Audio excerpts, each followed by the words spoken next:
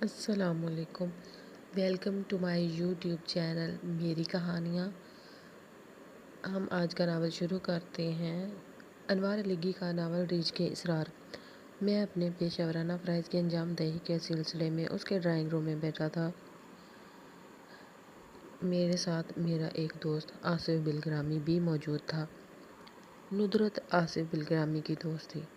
جب میں نے آصف سے ندرت کا انٹرویو اور چند تصاویر بنانے کا ذکر کیا تو وہ بلا بس و پیش میرے ساتھ چلنے کے لیے راضی ہو گیا۔ آصف ایک بینک میں اہم عہدے پر فائز تھا۔ ندرت بھی اسی بینک میں ملازم تھی۔ میں آصف سے ملنے اکثر اس کے بینک جایا کرتا تھا۔ اسی بینک کے باتھ روم میں میری پہلی ملاقات ندرت سے ہوئی تھی۔ چونکنے کی ضرورت نہیں اور نہ ہی میرے درد سے بدگمان ہونے کی ضرورت ہے اور نہ ہی اپنے دل میں کوئی برا خیال لانے کی ضرورت ہے۔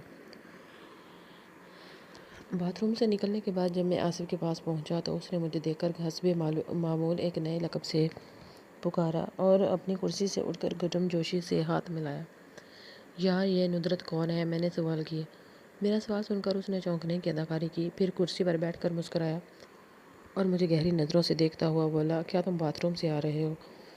ہاں، غلطی آج مجھ سے سرزد ہوئی ہے، میں نے میز پر کوہنیاں جماتے ہوئے کہا۔ اس دھماکہ خیز تعارف کے بعد تم نے اس لڑکی کے بارے میں کیا رائے قائم کی؟ آصف نے اپنے سامنے رکھے چند کاغذات پر دستخط کرتے ہوئے مجھ سے پوچھا۔ میری جگہ کوئی اور ہوتا تو ممکن تھا کہ باتھ روم کی دیواروں پر لکھی ان گندی تحریروں سے کوئی خراب رائے قائم کر لیتا، لیکن میں سمجھتا ہوں کہ تمہارے اس بینک کے صدر دفتر میں ذہنی بیماروں کی کمی نہیں، ذہنی عیاش کہو۔ آصف نے غصے سے کہا، کیسی کیسی شرمناک باتیں لکھی ہوئی ہیں اس غریب کے بارے میں۔ یہ لوگ ایسا کیوں کرتے ہیں میری سمجھ میں نہیں آتا۔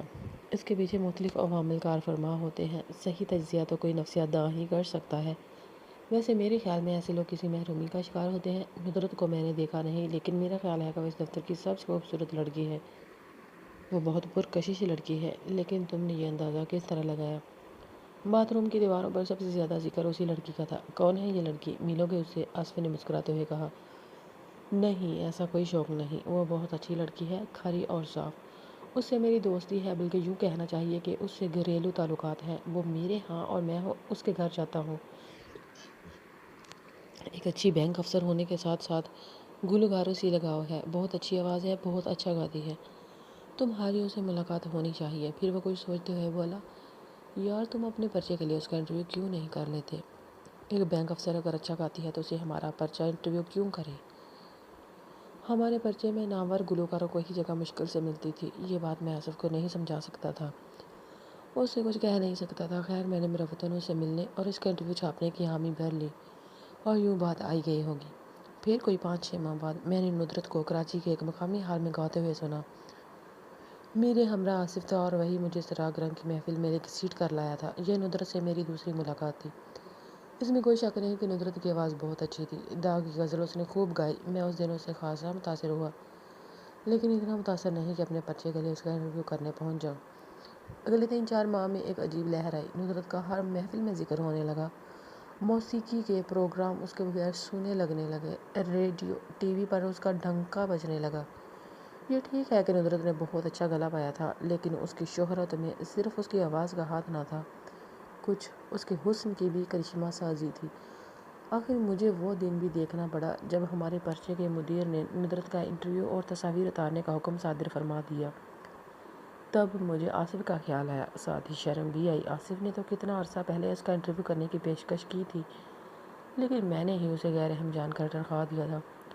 جب وہ کمرے میں داخل ہوئی تو میں اسے پہچان نہ سکا۔ پہلی نظر میں مجھے یوں محسوس ہوا جیسے یہ اس گھر کی ملازمہ ہے اور ندرت کے بارے میں کچھ بتانے آئی ہے، لیکن وہ ملازمہ نہ تھی، خود ندرت تھی۔ انتہائی معمولی سے کپڑوں میں، بالوں میں گرد، چہرے پر گرد، ہاتھ پاؤں مٹی سے اٹے ہوئے۔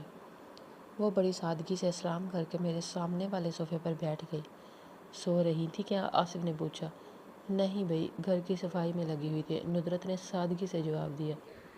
کیا آپ کو معلوم نہ تھا کہ ہم آنے والے ہیں؟ تھا، بڑا مختصر سا جواب۔ پھر ایسا کریں، ذرا جھاڑو اپنے ساتھ لے آئیں اور 2-4 تصویریں جھاڑو دیتے ہوئے تروا لیں۔ یہ سن کر وہ بے ساختہ ہنس پڑی اور بڑی معصومیت سے آصف کی طرف دیکھتے ہوئے بولی، غصہ کیوں کرتے ہیں؟ مجھے تیار ہونے میں چند منٹ لگیں گے۔ یہ تو آنے والا وقت ہی بتائے گا کہ چند منٹ لگتے ہیں یا پھر چند گھنٹے۔ آپ آصف کی باتوں پر یقین مت کیجیے گا، ندرت مجھ سے مخاطب ہو کر بولی۔ میں اندر جا کر چائے بھیجتی ہوں، آپ لوگ چائے پئیں، اتنی دیر میں تیار ہو کر آئی۔ اس کے اندر جانے کے بعد اچانک میری نظر اس تصویر پر پڑی۔ وہ تصویر میری پشت پر تھی اور اپنے ارشاد بھائی اسے غور سے دیکھ رہے تھے۔ ارشاد بھائی اپنے پرچے کے فوٹوگرافر تھے اور ٹرانسپیرنسی بنانے میں اپنا ثانی نہیں رکھتے تھے۔ تصویر پر نظر پڑتے ہی میرے جسم میں چونٹیاں سی کاٹنے لگیں۔ میں صوفے سے اٹھ کر اس تصویر کے سامنے جا کھڑا ہوا۔ پورے ڈرائنگ روم میں یہ اکلوتی تصویر تھی، 3 فٹ لمبی اور 2.5 فٹ چوڑی، لکڑی کے قیمتی فریم میں مزین روغنی رنگوں سے بنی اس تصویر میں ایک بہت بڑا ریچھ دکھایا گیا تھا۔ اس ریچھ نے ایک عورت کو اٹھایا ہوا تھا۔ اس تصویر پر ندرت کے دستخط ثبت تھے۔ ابھی ہم لوگ اس تصویر کا جائزہ لے ہی رہے تھے کہ دروازے میں برتنوں کی آواز سنائی دی۔ ندرت چائے کی ٹرالی لیے اندر داخل ہو رہی تھی۔ اتنی دیر میں اس کا چہرہ دھل چکا تھا۔ وہ آصف سے چائے بنانے کا کہہ کر فوراً ہی واپس ہو گئی۔ تصویر دیکھی؟ آصف مجھ سے مخاطب تھا۔ بہت اچھی طرح۔ کیا فرماتے ہیں آپ اس مسئلے کے؟ اس تصویر کو بنا کر بڑی جرأت کا مظاہرہ کیا گیا ہے۔ صرف نہ کر نہیں، اسے ڈرائنگ روم میں لٹکا کر بھی۔ تم نے ٹھیک ہی کہا تھا، یہ لڑکی بڑی صاف اور کھری ہے۔ اس کا ظاہر باطن ایک ہے۔ ایک بات بتاؤ آصف، کیا اس گھر میں کوئی مرد نہیں؟ میں نے چائے میں چمچہ ہلاتے ہوئے پوچھا۔ نہیں، کوئی نہیں۔ کیا یہ اکیلے رہتی ہے؟ نہیں، چھوٹی بہن اس کے ساتھ رہتی ہے۔ یہ شادی کیوں نہیں کرتی؟ یہ شادی شدہ ہے۔ شادی شدہ؟ میں چائے پیتے پیتے رک گیا۔ یہ تو انکشاف ہے میرے لیے۔ اس شادی کے پیچھے کوئی المیہ؟ میں نے پیالی منہ سے لگاتے ہوئے پوچھا۔ ندرت کی شادی 17 سال کی عمر میں اس کی ماں نے ایک ریچھ سے کر دی تھی۔